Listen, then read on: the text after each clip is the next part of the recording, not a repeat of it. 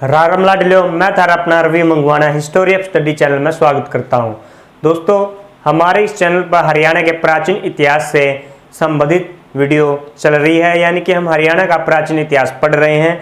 तो पिछली वीडियो में हमने जो किया तो हरियाणा में वैदिक साहित्य किया था, यानी कि वैदिक सभ्यता किया था।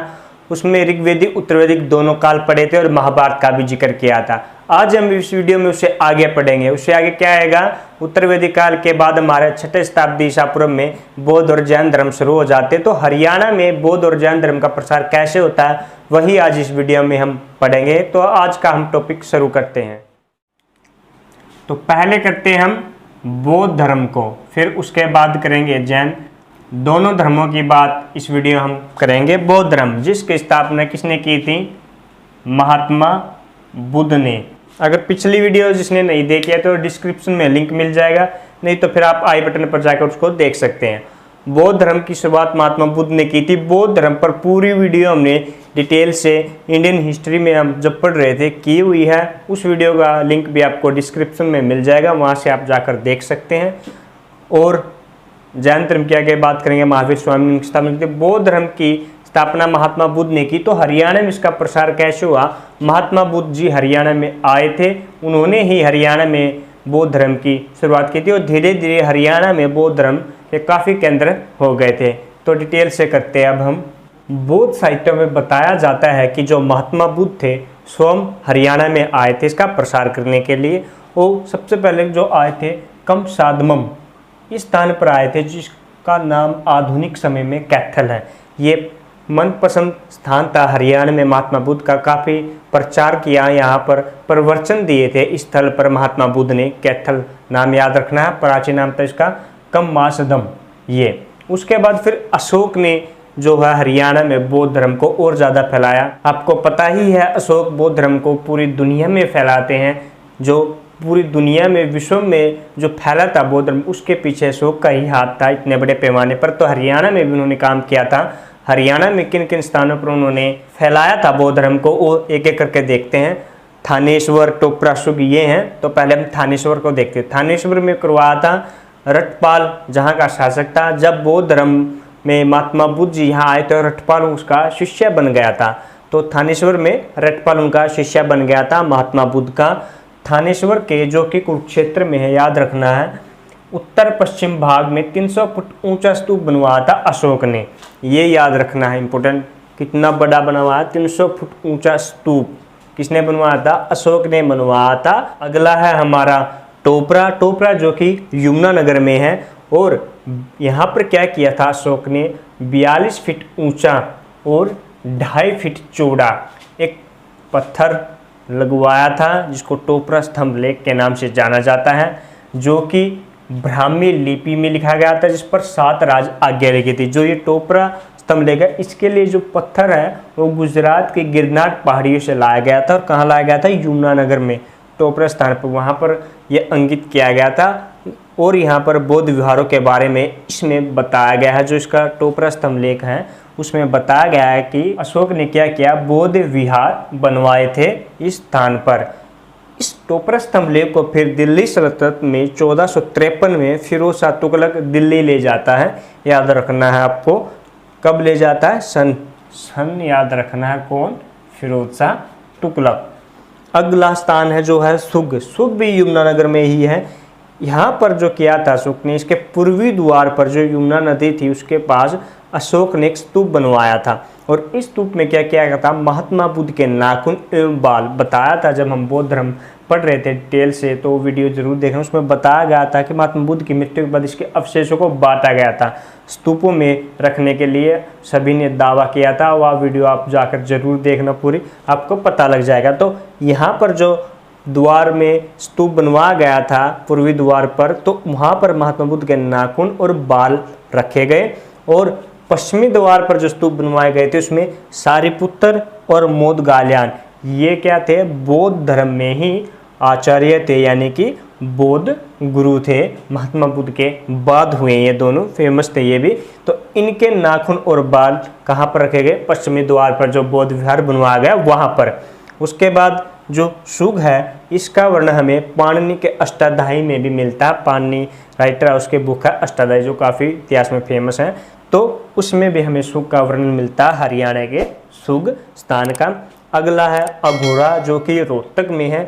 यहाँ पर भी हमें बौद्ध स्तूप और विहारों के बारे में पता चलता है कि यहाँ पर बौद्ध धर्म फैला था। अगला की बात करें रोहतक और कलानौर। रोहतक और कलानौर में भी महात्मा बुद्ध आए थे, उन्होंने प्रचार प्रसार किया था, जहाँ इनके काफ़ी शिष्य बने थे। फिर बाद में महात्मा बुद्ध के बाद रतनपाल, नंदू, तारा और मिताकले इन्होंने बौद्ध धर्म का प्रचार प्रसार किया। इनमें यह याद रखना है नंदू, तारा और मिताकले ये महिलाएं हैं और रतनपाल पुरुष हैं, यानी ये शिष्य है और शिष्याएं वे दोनों हैं। तो ये था हरियाणा में बौद्ध धर्म का। अब हम करते हैं हरियाणा में जैन धर्म। अब हम बात करते हैं जैन धर्म की। जैन धर्म की जो स्थापना पता महावीर स्वामी ने की थी, जो इस धर्म के 24वें तीर्थकर थे। इससे पहले 23 तीर्थकर और हो चुके थे। जैन धर्म पर भी हमने पूरी वीडियो बनाई हुई है, उसकी अभी लिंक डिस्क्रिप्शन में मिल जाएगा, आप वहाँ से जाकर देख सकते हैं। जैन धर्म में ये है कि महावीर स्वामी कभी हरियाणा नहीं है इसका प्रचार प्रसार करने के लिए। हरियाणा में इसका प्रसार है जो लोहाचार्य, जिन्न वल्लभ सूरी, हरिभद्र सूरी, अभयदेव इन जैन आचार्यों ने किया था, ना कि महावीर स्वामी आए थे। जैन धर्म 5 रंग वाले ध्वज में यहाँ पर आया था, यानी कि इसका प्रसार ध्वज के माध्यम से किया था, जिसमें 5 रंग थे। 5 रंग कौन कौन से थे? एक तो धवल रंग जो अहिंसा का प्रतीक था, अरुणाभ जो सत्य का प्रतीक था, पीताम्ब यह आचार्य का प्रतीक था, हरिताभ ब्रह्मचार्य का और नीलाभ अपरिग्रह का। अब अपरिग्रह जो होता है उसका अर्थ होता है संपत्ति इकट्ठा ना करना, यानी कि धन दौलत को इकट्ठा ना करना। जो जैन धर्म में 5 नियम व्रत या महाव्रत उनके प्रतीक थे ये रंग, जिसके माध्यम से हरियाणा में जैन धर्म का प्रचार प्रसार किया गया इस ध्वज के द्वारा। आगे क्या क्या केंद्र है हरियाणा में, जो कौन कौन से थे वो थे थानेश्वर, रोहतक, थानेश्वर में भी कुरुक्षेत्र, उसमें जो कि थानेश्वर आपका कुरुक्षेत्र में है, यहाँ पर बौद्ध धर्म का भी था, तो जैन धर्म भी यहाँ पर प्रसार किया गया था। रोहतक है जो रोहतक के घुघराकोट जो स्थान का नाम है, यहाँ पर इम्पोर्टेंट क्या है, गोद में बच्चा लिया जैन मात्र का, यानी कि जैन जो माता थी उसकी एक मूर्ति प्राप्त हुई है, और उसके साथ ही पार्श्वनाथ और महावीर स्वामी की हमें मूर्तियाँ मिलती है घुघराकोट में, जो कि रोहतक में है। जींद, अगला है जींद। जींद में जो हमें मूर्ति मिलती है वो आदिनाथ की मूर्ति मिलती है, जो इनके तीर्थकर थे। 24 तीर्थकर थे, उनमें से एक आदिनाथ भी था, उसकी मिलती है। अगला पिंजौर, पिंजौर जो कि पंचकुला में, यहाँ से हमें चंद्र प्रभ, पार्श्वनाथ और महावीर की मूर्तियाँ मिलती हैं।